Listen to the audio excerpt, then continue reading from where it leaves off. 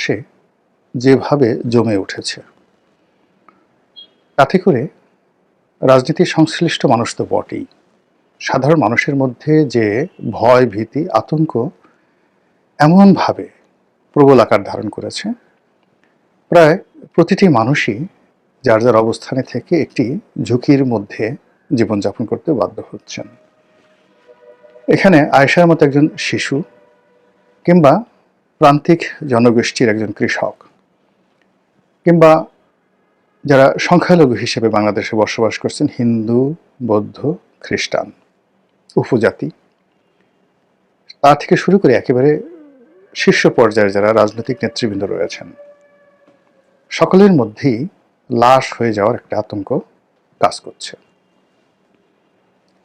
যেভাবে মব হচ্ছে এবং যেভাবে একটার পেছনে আরেকটি ঘটনা ঘটিয়ে দেওয়া হচ্ছে,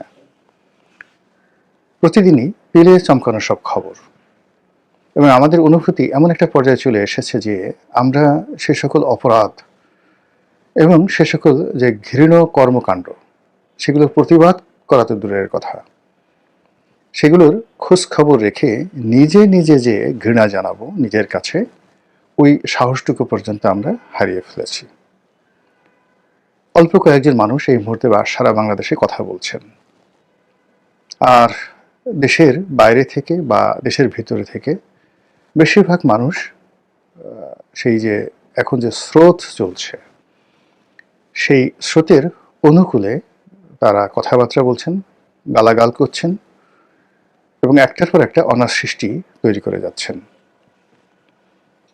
মানুষের এই বিষাদকে কাজে লাগিয়ে ব্যবসা করা, রাজনীতি করা, রাষ্ট্র ক্ষমতা দখল করা কিংবা রাষ্ট্র ক্ষমতার ভাগ নেওয়ার মতো জঘন্য কর্মকাণ্ড করতে গিয়ে রাজনৈতিক যারা নেতৃবৃন্দ রয়েছেন তারা তো বটেই, তার সঙ্গে তাদের যারা দোসর রয়েছেন দেশে এবং দেশের বাইরে, পিয়ন, ড্রাইভার, ঝাড়ুদার থেকে শুরু করে মানে যারা ক্ষমতাধর, তাদের যারা হাতল বা তাদের যারা তাবেদার, তাদের যারা হাতিয়ার, সবাই এখন আমজনতার উপরে ঝাঁপিয়ে পড়ার জন্য যে রণপ্রস্তুতি শুরু করেছে, তার ফলে মানুষের মনে একটা দ্রোহের আগুন জ্বলছে।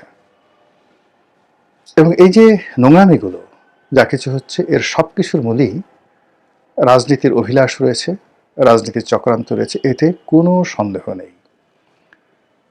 আমাদের বাংলাদেশে কিংবদন্তির জনপ্রিয় সঙ্গীত শিল্পী আব্দুল আলিম, তো আব্দুল আলিমের একটি বিখ্যাত গান রয়েছে, তুমি সর্প হয়ে দংশন করো, উজা হয়ে ঝাড়ো, তুমি মারো, তুমি বাঁচাও, বা তুমি হাকিম হয়ে হুকুম করো, পুলিশ হয়ে ধরো। তো এই যে তার গানের যে অন্তর্নিহিত তাৎপর্য, এটি তিনি বিধাতাকে উদ্দেশ্য করে বলেছেন, কিন্তু সেই যে তার যে বক্তব্যের অন্তর্নিহিত তাৎপর্য যদি আপনি 2025 সনের রাজনীতিতে নিয়ে আসেন, তাহলে দেখবেন যে যিনি হত্যাকারী তিনি মায়াকান্না কাঁদছেন, যিনি হত্যাকারী তিনি একদিকে চোখের পানি ফেলছেন, আবার অন্যদিকে গিয়ে দেখা যাচ্ছে যে উল্লাস নৃত্য করছেন। যিনি হত্যাকাণ্ডের শোক প্রকাশের জন্য বিরাট মিছিল করছেন, আবার একটু পরে মদের আসরে বসে তিনি হাসাহাসি করছেন এবং সেই ছবিও প্রকাশ হয়ে যাচ্ছে। তো এরকম আসলে যে নোংরামি, রাজনীতির যে নোংরামি, এই নোংরামি আমাদের দেশে কখনো হয়নি। আমরা অতীতে বিভিন্ন গোয়েন্দা সংস্থা, বিভিন্ন রাজনীতির মধ্যে গডফাদারের যে কার্যক্রম বা আন্ডারওয়ার্ল্ডের ডন হওয়ার যে অভিলাষ, এটা পাকিস্তান জমানা থেকে দেখে এসেছি।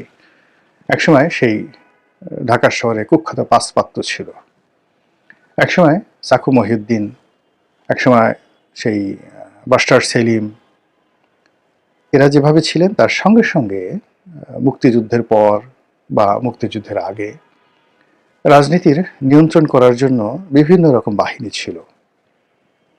কারা মানে ছিলেন আপনারা জানেন, তাদের মধ্যে কেউ কেউ খুবই নিন্দিত হয়েছিলেন, যেমন এনএসএফ।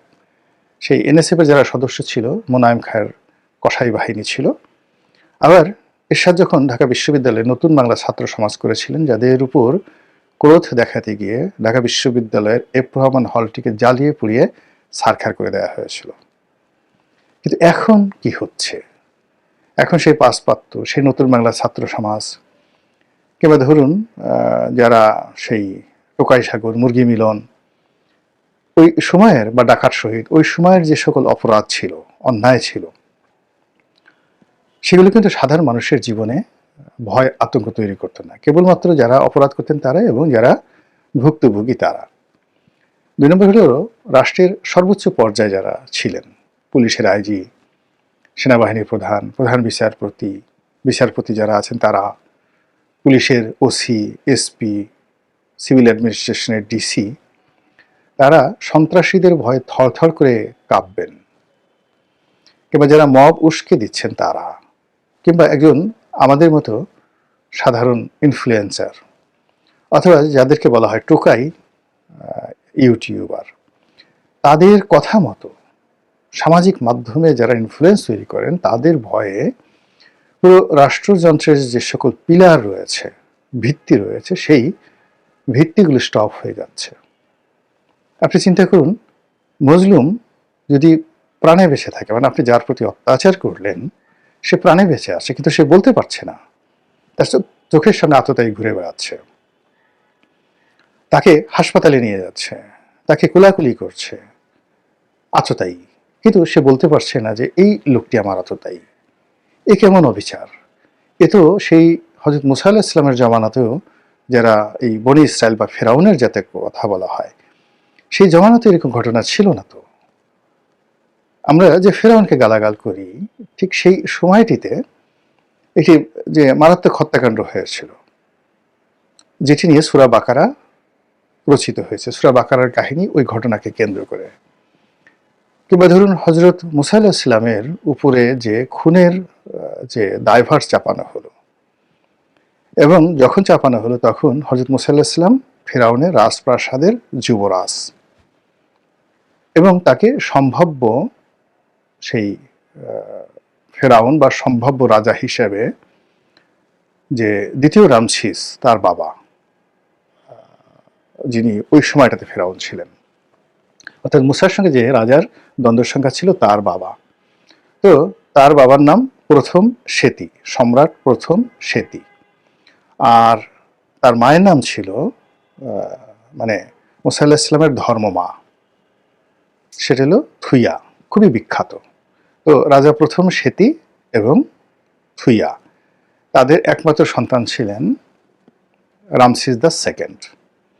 কিন্তু রাজা প্রথম সেতী তিনি হযরত মুসা আলাইহিস সালামকে পছন্দ করতেন, এবং তার নিজের মেয়েকে হযরত মুসা আলাইহিস সালামের সঙ্গে বিয়ে দিয়ে হযরত মুসাকে সিংহাসনে বসাবেন, এটা 100% ওকে করা ছিল, এবং এভাবে কিন্তু ওল্ড টেস্টামেন্টে বর্ণনা করা